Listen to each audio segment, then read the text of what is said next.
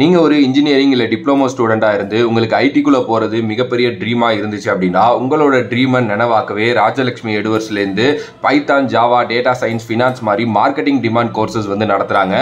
Already 500+ students இங்கே படித்து செமையான ஜாபில் இருக்காங்க. 30+ இண்டஸ்ட்ரியல் எக்ஸ்பர்ட்ஸ் வந்து பார்த்தீங்க அப்படின்னா நம்மளோட ரீஜனல் லாங்குவேஜ் தமிழ் அண்ட் இங்கிலீஷில் கூட வந்து பார்த்தீங்கன்னா சொல்லித்தராங்க.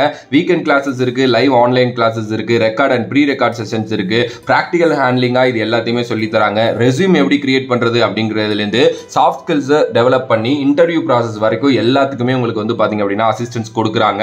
அஃபோர்டபுள் ப்ரைஸில் வித் 0 காஸ்ட் இஎம்ஐயில் உங்களுக்கு வந்து பார்த்தீங்கன்னா இதை சொல்லி தராங்க. 100% பிளேஸ்மெண்ட்ஸ் இருக்கு. பிகாஸ் 500+ கம்பெனிஸோட இவங்களோட டைப் இருக்கு. ஸோ உங்களோட கெரியரை லிஃப்ட் பண்ணணும் அப்படின்னு நினைச்சீங்கன்னா டிஸ்கிரிப்ஷனில் இருக்கிற லிங்கை கிளிக் பண்ணி நீங்க ஜாயின் பண்ணுங்க அண்ட் கெரியரை லிஃப்ட் பண்ணுங்க. பார்த்து கொண்டு இருக்கும் நேயர்கள் அனைவருக்கும் வணக்கம். இன்னைக்கான வீடியோ என்ன அப்படின்னா ஸ்வாட் அனாலிசிஸ், ஒவ்வொரு டீமை பற்றியும் பேசிட்டு இருக்கோம். நேற்று சிஎஸ்கேயோட ஸ்வாட் அனாலிசிஸ் போட்டிருந்தோம். ஸோ அந்த வீடியோ லிங்க் டிஸ்கிரிப்ஷனில் தரேன், போயிட்டு பாருங்க. இன்னைக்கு வந்து பார்த்தீங்கன்னா மும்பை இந்தியன்ஸோட ஸ்வாட் அனாலிசிஸ் பற்றி பேச போகிறோம். ஸ்வாட் அனாலிசிஸ் அப்படின்னா ஒரு டீமோட ஸ்ட்ரென்த், வீக்னஸ், ஆப்பர்ச்சுனிட்டி அண்ட் த்ரெட்ஸை பற்றி பேசுறது தான். ஓகே, ஸோ மும்பை இந்தியன்ஸோட ஸ்ட்ரென்த் அப்படின்னா ஃபர்ஸ்ட்லி அவங்களோட பேட்டிங் லைனப். மும்பை இந்தியன்ஸ் கிட்ட ஒரு மாதிரி எக்ஸப்ஷனலான பவர் ஹிட்டர்ஸ் உள்ள பேட்டிங் லைனப் வந்து இருக்கு. Rohit Sharma, Ishan Kishan, Suryakumar Yadav, Tilak Varma, Hardik Pandya, Tim David, Romario Shepherd, Gerald Coetzee, Nehal Wadhera அப்படின்னு சொல்லிட்டு ஒரு பயங்கரமான ஹிட்டர்ஸ் அவங்கள்ட்ட இருக்காங்க. ரொம்ப ரொம்ப கஷ்டம் இது மாதிரி ஒரு பேட்டிங் லைனப்புக்கு பந்து போடுறது. ஸோ இது வந்து அவங்களோட ஒரு மிகப்பெரிய ஸ்ட்ரென்த் அப்படின்னு நான் சொல்லுவேன். ரெண்டாவது வந்து அவங்களோட fast bowling unit. Jasprit Bumrah போன வருஷம் விளையாடல, அதனால அந்த டீம் ஃபாஸ்ட் பவுலிங்ல ரொம்ப வீக்கா இருந்துச்சு. இந்த வருஷம் வந்து பாத்தீங்கன்னா ஜஸ்பிரீத் பும்ராவோட கம்பேக் அந்த டீமை இன்னும் ஸ்ட்ராங்கா மாத்திருக்கு அப்படின்னே சொல்லலாம். இதை தாண்டி நடந்து முடிஞ்ச ஐபிஎல் ஆக்ஷன்ல 2 குரூஷியலான பைஸ் அவங்க பண்ணாங்க, காட்சே, மதுசங்கா. இவங்க 2 பேருக்குமே வேற லெவல்ல டேலண்ட் இருக்கு அப்படிங்கறத இன்டர்நேஷனல் கிரிக்கெட்லயே ப்ரூவ் பண்ணிட்டாங்க. ஸோ இவங்க மும்பை இந்தியன்ஸ்ல என்ன மாதிரி பண்ண போறாங்க அப்படின்னு நினைச்சுதான் எனக்கு வந்து ரொம்ப ரொம்ப எக்ஸைட்டடா இருக்கு. அது வந்து பாத்தீங்கன்னா அந்த டீமோட ஒரு மிகப்பெரிய ஸ்ட்ரென்த். இதெல்லாம் தாண்டி ஆகாஷ் மத்வால் வேற அங்கதான் வந்து பாத்தீங்க அப்படின்னா இருக்காரு. ஆல்ரெடி போன வருஷம் ரொம்ப நல்லா பண்ணியிருக்காரு. ரீசன்ட் டைம்ஸ்ல வந்து பாத்தீங்க அப்படின்னா அவரோட டொமஸ்டிக் வந்து ரொம்ப ரொம்ப நல்லா இருக்கு. ஸோ இதுவும் வந்து ஒரு மிகப்பெரிய ஒரு விஷயம் அந்த டீமோட அந்த ஒரு குவாலிட்டி பவுலிங் யூனிட்டுக்கு. ஸோ இதெல்லாம் வந்து பாத்தீங்க அப்படின்னா ஸ்ட்ரென்த்.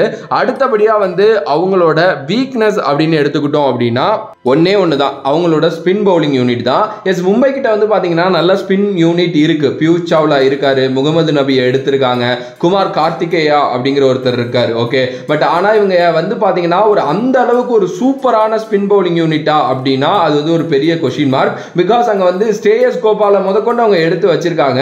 பட் இவங்க எல்லாருமே வந்து பாத்தீங்கன்னா ஒரு மாதிரி எப்படி சொல்றது, ஒரு வேற லெவல் ஸ்பின்னர் அப்படின்னு சொல்ற அளவுக்கு கிடையாது. மேபி பியூஷ் சாவ்லா அவரை வேணா அதுல எடுத்துக்கலாம். பட் ஆனா எல்லா வருஷமும் கிரன்ச்சான சிச்சுவேஷன்ல இருந்து பியூஷ் சாவ்லா வந்து காப்பாற்ற மாட்டாரு. ஸோ அதனால வந்து நல்ல விக்கெட் டேக்கிங் ஆப்ஷன் ஸ்பின்னர்ஸ் வந்து அவங்கள்ட்ட இல்ல. ஸோ அது வந்து பாத்தீங்க அப்படின்னா ஒரு சின்ன வீக்னஸா நான் டெஃபினெட்லி மும்பை இந்தியன்ஸுக்கு சொல்லுவேன். அதுக்கு அடுத்தபடியா மும்பை இந்தியன்ஸோட ஆப்பர்ச்சுனிட்டிஸ் அப்படின்னா இன்டர்நேஷனல்ல இன்ஃபார்ம்ல இருக்கிற ஜெரால்ட் காட்சே, மதுசங்கா மாதிரி பிளேயர்ஸ் அவங்க என்ன மாதிரி யூஸ் பண்ண போறாங்க அப்படிங்கிறது ஒரு மிகப்பெரிய விஷயமா இருக்கும். அவங்க 2 பேருக்கு அவங்க ஆப்பர்ச்சுனிட்டிஸ் கொடுத்தாங்க அப்படின்னா டெஃபினெட்லி மும்பை இந்தியன்ஸ் ஒரு பயங்கரமான டீமா வந்து பாத்தீங்க அப்படின்னா மாறும். அதுக்கு அடுத்தபடியா ஹர்திக் பாண்டியா மும்பை இந்தியன்ஸை லீட் பண்ண போறாரு இல்லையா, அது வந்து கொஞ்சம் கேட்கறதுக்கும் சரி பார்க்கறதுக்கும் சரி ரொம்ப எக்ஸைட்டிங்கா இருக்கு. அந்த ஆப்பர்ச்சுனிட்டியை எப்படி ஹர்திக் பாண்டியா டேக் ஓவர் பண்ண போறாரு. பிகாஸ் மும்பை இந்தியன்ஸ் ஒரு நல்ல ஒரு சாம்பியன் சைடு. அவங்க ஆப்வியஸ்லி வந்து 5 வாட்டி சாம்பியன்ஸ் ஆயிருக்காங்க. ஒரு மிகப்பெரிய பிரஷர் இருக்கு அந்த டீமை லீட் பண்றதுல. ஓகே, சோ அதை அவர் எப்படி பண்ண போறாரு. அண்ட் இவர் ஆல்ரெடி குஜராத் டைட்டன்ஸ்ல ஒரு கப் வாங்கி கொடுத்திருக்காரு. இன்னொரு வாட்டி வந்து பாத்தீங்க அப்படின்னா ஃபைனல் கூட்டு போயிருக்காரு. சோ அங்க அவரோட கேப்டன்சி எப்படி இருக்க போகுது, அந்த ஆப்பர்ச்சுனிட்டி அவர் எப்படி யூஸ் பண்ணிக்க போறாரு அப்படிங்கறத பாக்குறதுக்கும் ரொம்ப எக்ஸைட்டடா இருக்கும்.